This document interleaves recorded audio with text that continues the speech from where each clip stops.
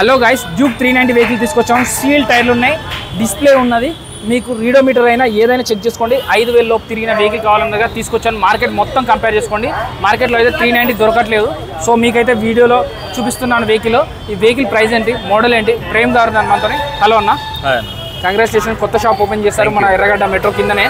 So ఒకసారి ఈ vehicle details చెప్తారా?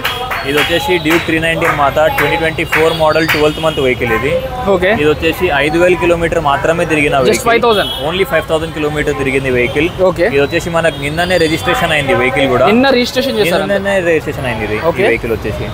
ఇది కొత్త బండి మనం కొనడానికి పోతే మనకి 3,80,000 వరకు అయితే 3,80,000. అవునండి, ఇది అయితే ఆన్ రోడ్ ప్రైస్ 3,80,000 అయితే పడుతుంది.